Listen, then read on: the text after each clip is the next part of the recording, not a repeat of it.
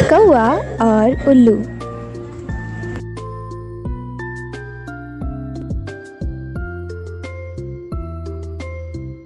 बहुत समय पहले किसी घने जंगल में पक्षियों की सभा लगा करती थी।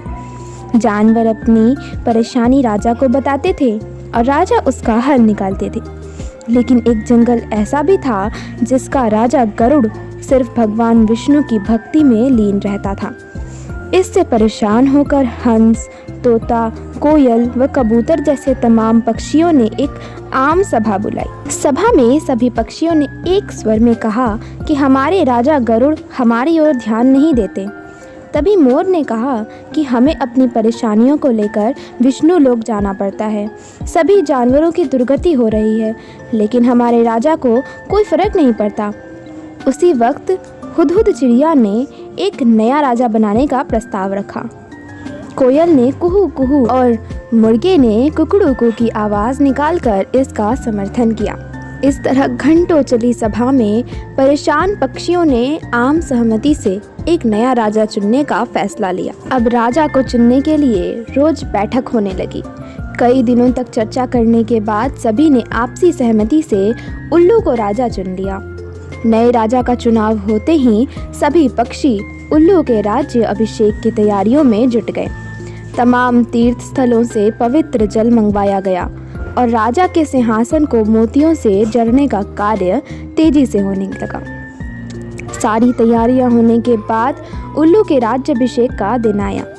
मुकुट, माला, सब सामान तैयार था। तोते मंत्र पढ़ रहे थे।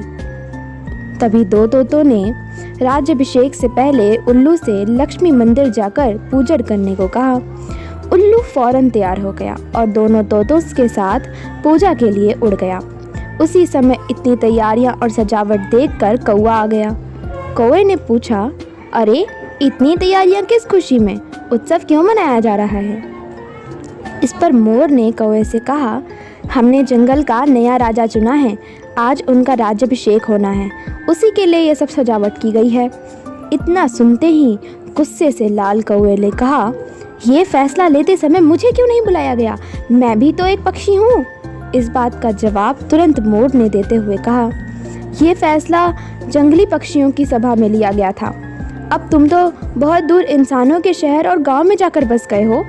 गुस्से में काले कौवे ने पूछा, किसे तुमने राजा चुना? तो मोर ने बताया, उल्लू को। ये सुनते ही कौवा और गुस्सा हो गया। वो अपना सिर जोर जोर से पीटकर काँव काँव करने लगा।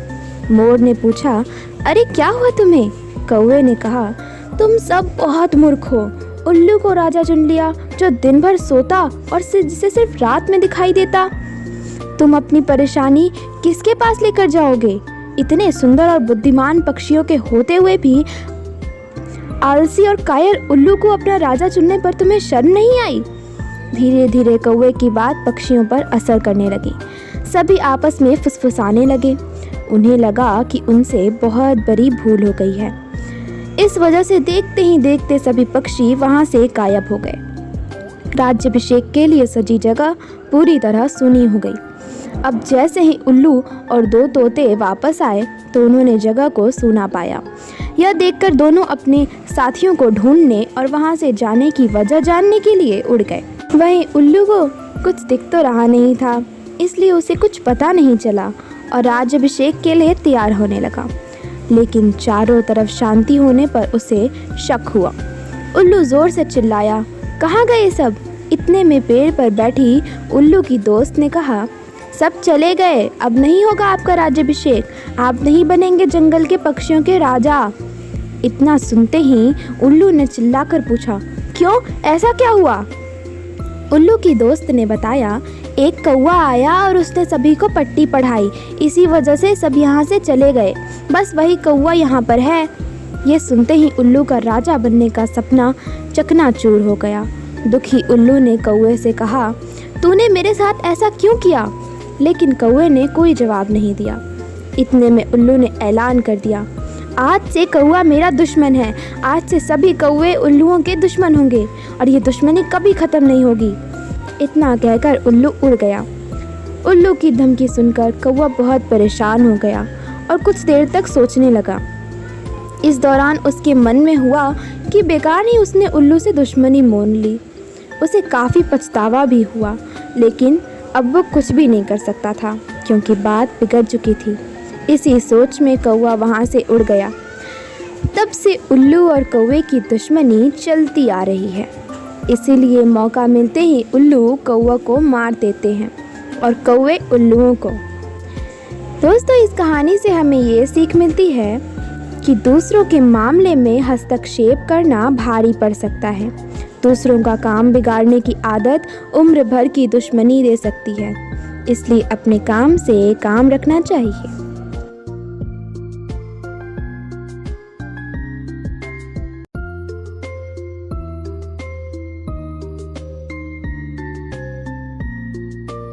अगर आपको ये कहानी पसंद आई हो तो लाइक, शेयर और कमेंट ज़रूर करें और हाँ, चैनल को सब्सक्राइब भी ज़रूर करें। धन्यवाद।